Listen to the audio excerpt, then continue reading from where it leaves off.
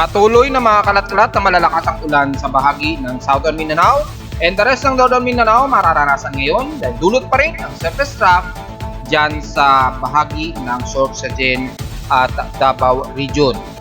At tsansa ng mabubuong bagyo para sa buwan ng February ay nananatiling zero pa rin ang posibleng active cyclone na mabubuo. Pero mayroong isang posible na low pressure area ang ma-develop at maaaring lumapit ito sa silangan ng Mindanao.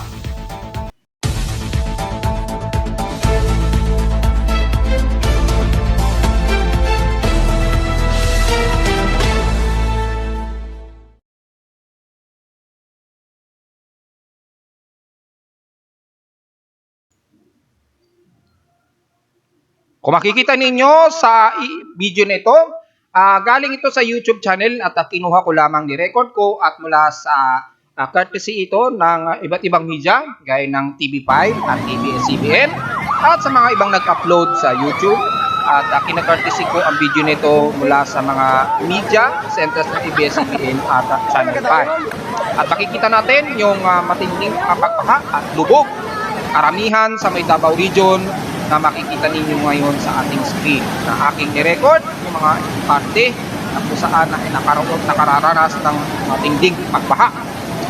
Yan, lalo na sa parting Davao Region po yan. At ilang parte naman na makikita ninyo ay sa Davao de Oro. Ang maraming bahay sa Davao Region dahil sa matinding pagulan. Nasa frontline balitang yan si Reniel Pawid. Nasa 50 barangay habang yan, sa Davao de Oro yan. O katumbas ng 15,000 individual ang apektado ng baha. Iba ito ng ating mga pamilya dito sa Davao de Oro ngayon. May ilang pamilya when they were preemptively evacuated. Some submitted Ilang araw ng lubog sa tubig ang mga bahay. Kaya sa bubong na nagpalipas sa magdamag ang ilan sa kanila. Pahirapan din ang pagsagip sa mga residente na kinailangan pang isakay sa bangka. At sa gitna ng matinding pagbaha, bumulaga sa mga rescuer ang isang patay na sawa. Aabot sa 3,000 residente ang apektado ng baha sa Barangay Tigato, Davao City. Hello, good morning mga folks. Welcome po muli sa ating Daily Weather Bulletin at Analysis para sa ikalawang araw ng February 2024. Ang oras nating voice from umaga ay alas 10:27 na ng umaga.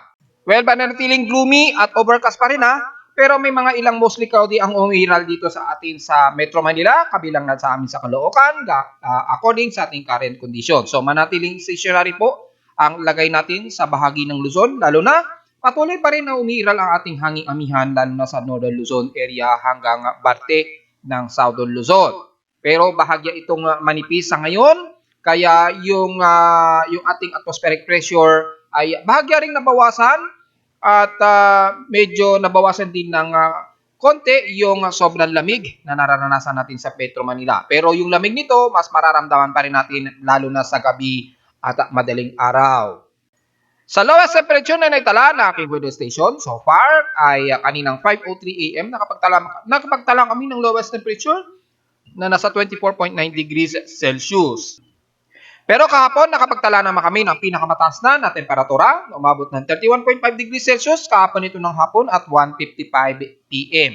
Ibig sabihin ay nanatili rin na halos mababa pa rin na maituturing ang ating heat index dito sa amin sa Caloocan na nasa 39 degrees Celsius na pinakamataas. So halos maabot ng 40 degrees dahil nga po sa medyo nabawasan ang lamig ng ating amihan. At kung titingnan naman natin sa heat index naman mula sa data feed ni Pag-asa sa iba't ibang weather station sa bansa, nanatiling walang umaabot pa rin so far ng danger level ang heat index sa iba't ibang panig ng bansa. Medyo good news pa rin na may tuturing, at least walang umaabot sa pinaka-danger level. Pagdating naman sa ating PH Extremes and past 24 hours, ay dyan pa rin sa may Mindoro muli. Sa San Jose na umabot pa rin sa 35 degrees Celsius ang tindi ng kanilang alinsangan dyan since past 24 hours.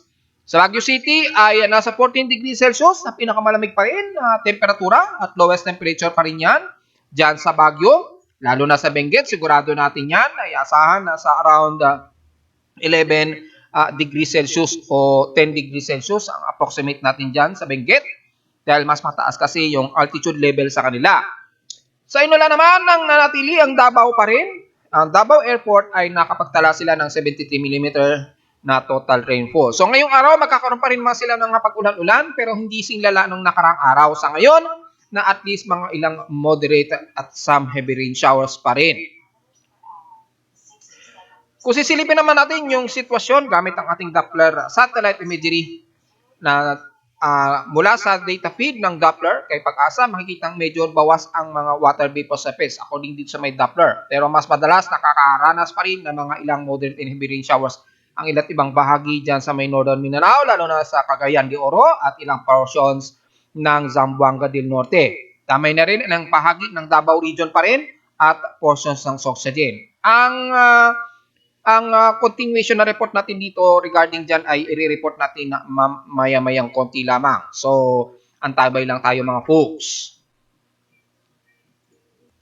Sa ating outside humidity ay medyo bahagyang nagkakaroon tayo ng konting drier level na nasa 67% pero tumataas ito ng 2% since last hour.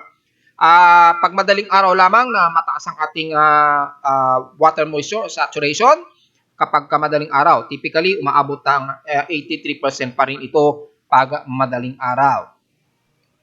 Sa high tide naman, at least maikli na lamang ang nalalabi at magka-high tide uli on 4 hours and 47 minutes o mga bandang mamayang hapon na 3:17 p.m.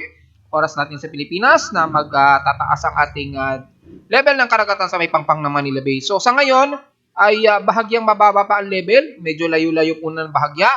Mga bandang hapon na po kayo lumapit sa Pangpang, lalo na sa mga maliliit nating mangingisda na medyo alanganin na mangisda sa mas malalim na karagatan.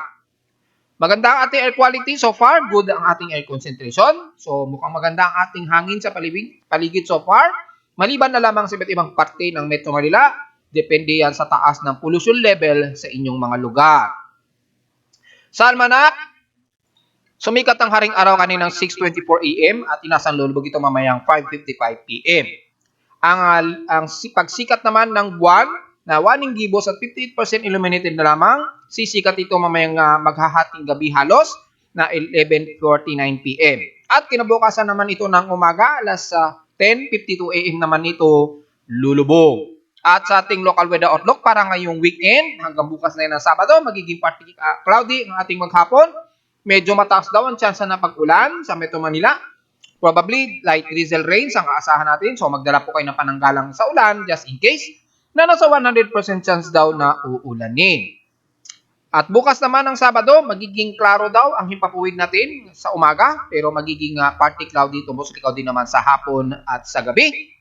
At ang ating highest and lowest temperature expected na maglalaro sa 32 to 33 degrees Celsius. At ang lowest temperature expected ay nasa 23 to 24 degrees Celsius. Tako agad tayo sa ating ginagamit na satellite imagery mula sa infrared heavy rain potential para makita natin kung malala pa rin ang magiging pag-ulan sa may bandang Davao Region. Gaya na aking sinabi kahapon, bahagyang nabawasan yung malakas ang pag-ulan sa may bandang Southern Mindanao.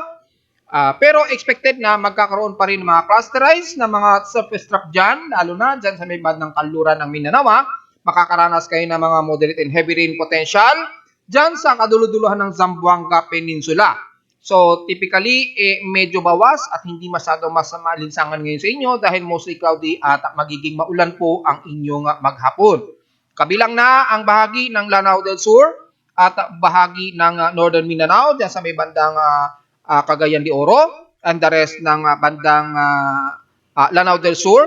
Kabilang na ang bahagi ng Sorsogon area mula dyan sa may bandang Cotabato, baba na yan ng General Santos City.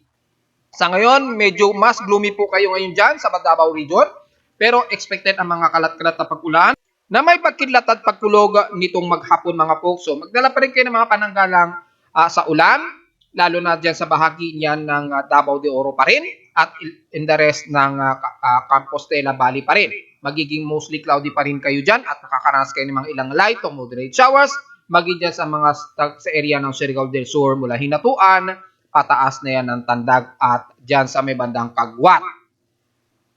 Ngayon, magiging malakas man pag-ulan.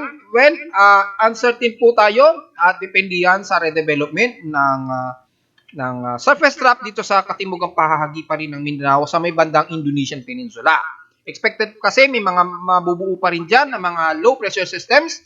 Low pressure systems, ibig sabihin hindi yan na isang parang bagyo o tropical depression. Parang low pressure systems lamang dahil nga po sa mataas ang saturation ng water vapor na nasasabayan din ng mainit na temperatura dahil yung tutok ng araw nasa bandang southern hemisphere pa. Kaya yung mga surface trap na mas mabubuo, typically nagkakaroon ng mga ilang low pressure systems o bumababa yung atmospheric pressure. Pero hindi nangangahulugan na magiging isang active na bagyo o low pressure o tropical depression. Typically, mga trap yan na magpapaulan at nakakaranas nga ngayon sa madalas sa bahagi nga po ng Mindanao, lalo na sa kanlurang bahagi ng Mindanao. Ingat po sa potensyal na pagbaha at pagguho ng lupa. And the rest ng Davao Region, mula dyan sa may bandang Davao Oriental, magiging mostly cloudy pa rin at asahan pa rin mga ilang isolated and scattered rain showers, lalo na sa hapon o sa gabi. So, watch out na lamang po mga folks. And the rest ng Northern Mindanao, lalo na dyan sa nabanggit ko mula sa Osami City, Iligan, damay na ang Cagayan de Oro, Ginuog, hanggang Butuan na po yan. At Surigao, mas makakaranas pa rin kayo ng mga ilang scattered rain showers po. Typically, mga ilang light to moderate showers po. Watch out na lamang sa mga areas na kung sakaling lumusot ang mga heavy rain showers dyan sa Northern Mindanao area. Patawid ng Southern Visayas, magiging gloomy rin, maulap din. Epekto ng extension yan ng trough na nagpapang-abot dyan sa may bandang Negros Oriental at Occidental. Katimugang parte ng Cebu area, Bohol, Tagbilaran, maging sa Siquijor at southern part ng Leyte, dyan sa may Maasin, Liloan, hanggang Baybay City.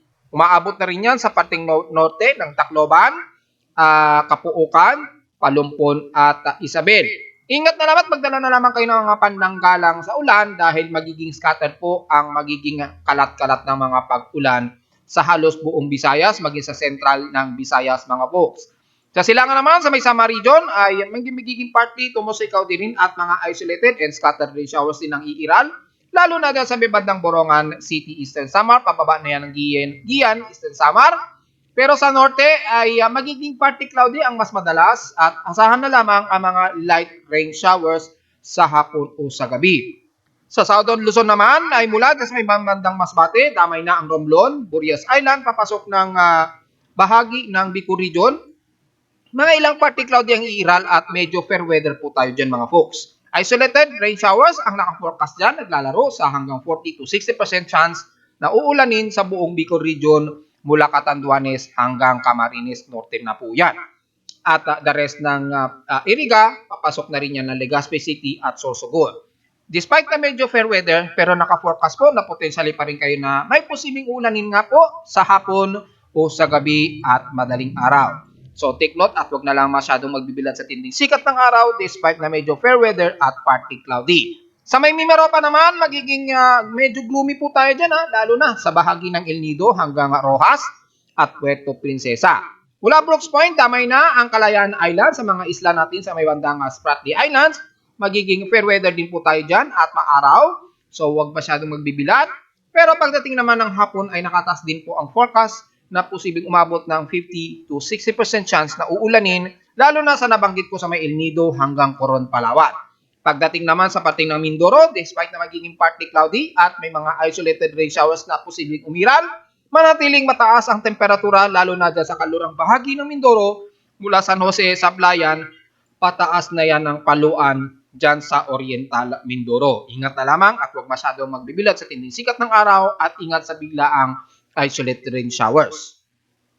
At mula sa may bandang Calabarzon, mula sa may bandang Luzon na po, Batangas, Laguna area, manatiling stationary gloomy pa rin at overcast sa magiging panahon natin dyan, damay na ang Metro Manila at ilang bahagi ng silangan ng Quezon Province, pataas na yun ng Kasiguran Aurora. At stationary rin na magiging panahon natin dyan sa Central Luzon at the rest ng Northeastern Luzon dahil sa medyo umiiral pa rin despite na medyo manipis ang ating northeast monsoon dyan sa extreme Nono Luzon, despite na makakaramdam pa rin kayo ng hangin, surge ng hanging amihan, lalo na dyan sa bandang Cordillera Administrative Region. Pero sa kanluran, parati kong binabanggit, sa northwestern Luzon pa rin ay umiiral pa rin ang tagtuyot dyan at mataas na dry spell. So take note yan sa mga kababayan natin dyan sa bahagi ng extreme northern Luzon, lalo na sa kalurang bahagi ng Ilocos Norte, Lawag, pababa na yan ng La Union, Benguet, Baguio City, sa Pangasinan at Zambales. Nadadamay na nga rin ang ilang parte ng Bulacan so take note po yan. Mula Tarlac, nadadamay na rin ilang bahagi sa may Angeles, Pampanga, San Fernando, at yan sa may bahagi naman ng Nueva Ecija, at dyan sa may bandang Gapan, medyo nadadamay na rin ng pagtaas ng dry spell, pero hindi sinlala din sa may bandang kaluran nga po ng Zambales. Take note yan mga folks. And the rest ng kalurang bahagi nga po na nabanggit ko hanggang sa may Bimaropa area. So take note yan at magkaroon man mga light drizzle rains pa rin na stationary at sansang uulanin sa buong bahagi ng Northern Luzon. Regarding naman sa ating tropical cyclone forecast, na posibleng may mabuo ba sa buwan ng February 2024? Well, according sa ating analysis, ito ay mula sa iba't ibang weather analysis data ng NOAA at Joint Typhoon Weather Sensors. At makikita natin ang range nito na kinuha ko from 1980 hanggang year 2020 po ito. Lahat ito ay puro mga El Nino events lang po ang aking kinuha at kinumpile dito sa image. Kaya makikita ninyo, halos walang nakikita tayo na active na tropical cyclone na mabubuo according dito. Pero may mga posible o may mga possible active low pressure area ang mabuo na maaaring mabuo o pumasok ng ating Philippine Area of Responsibility. Kung sisilipin ninyo, typically manggagaling yan dito. At pag bumuo at kumilos yan, ay maaaring lumapit ito. Pagitan ito ng southern part ng Leyte o southeastern Visayas at pagitan naman ng Surigao area na lalapit itong makapal o shallow trough na ito o low pressure area na magdudulot naman ng mga pag-ulan sa silangang bahagi ng Mindanao, tamay na ang ilang parte ng Northern Mindanao at Visayas area. Kung mangyayari yan at ang development na posibleng umabot sa active low pressure o tropical depression, 50-50 po ang chance niyan.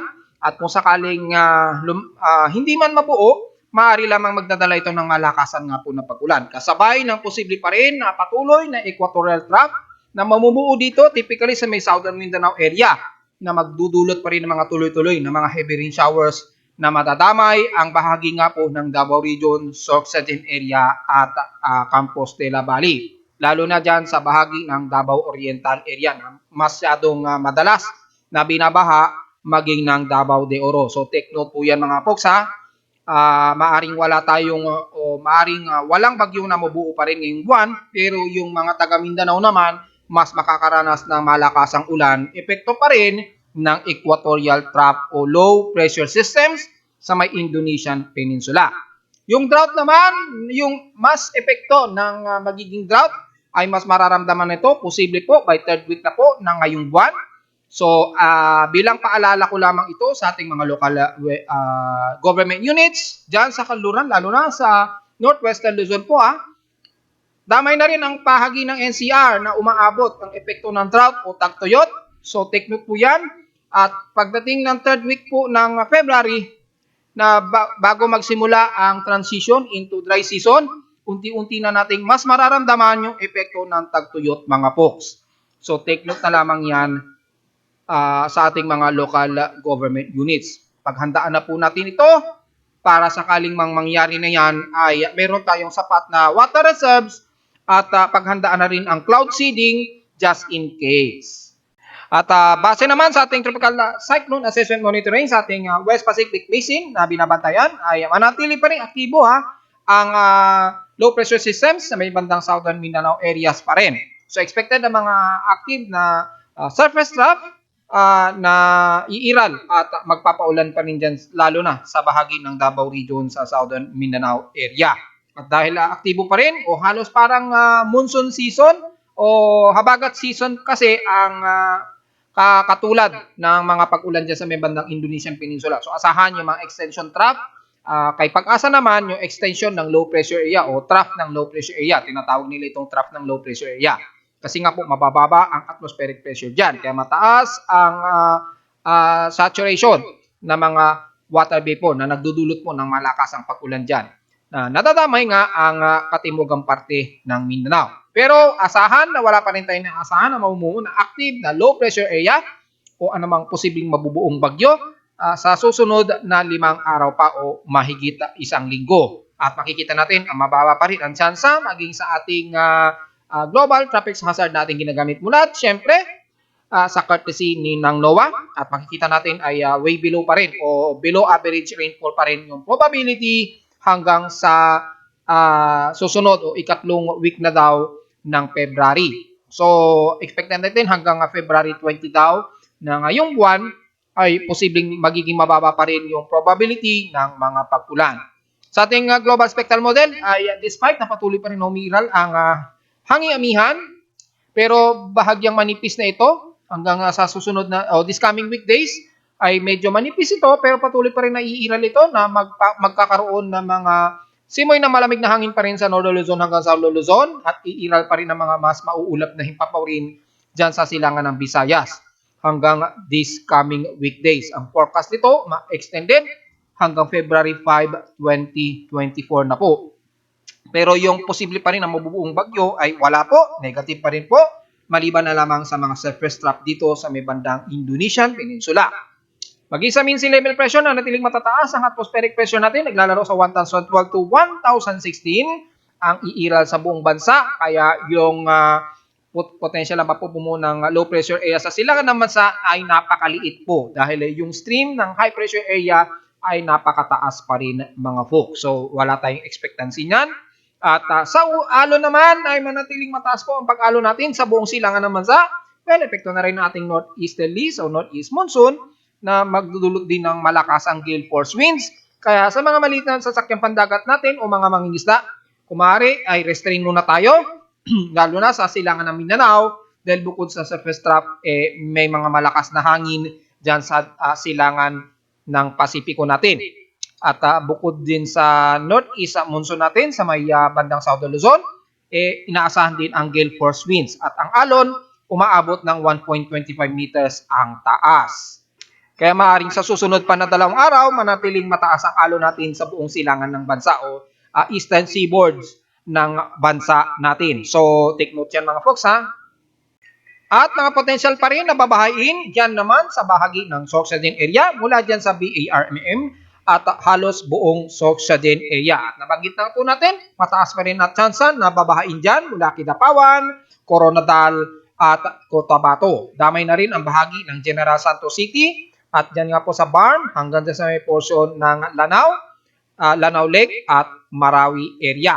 Pero the rest ng dyan sa may silangan ng Davao Region ay mababa na po o bumaba na raw ang tsansa ng magkaroon pa ng mga pagbaha. Pero wag nating aalisin ang mga potential pa rin na posible pa rin magkaroon ng malakas ang ulan at maaring tumaas muli ang General Flood Advisory mula sa data feed ni Pag-asa.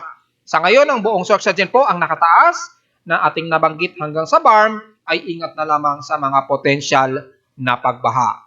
At narito naman ating 3-day 20 weather forecast para sa araw ng weekend, February 2, 2024.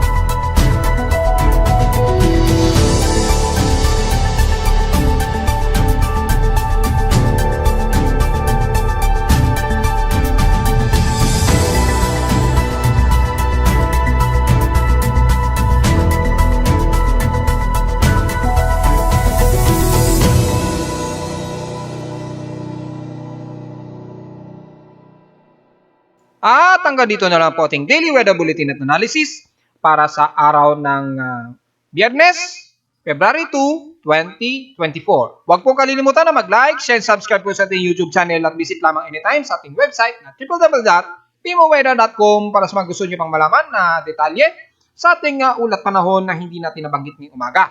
Makikita naman yan lahat sa aking website sa mga gustong malaman pa ang further details mula sa aking weather station syempre sa Caloocan City at sa mga iba't ibang data feeds mula sa iba't ibang weather agencies. Maraming salamat po mga folks and happy weekend po sa ating lahat.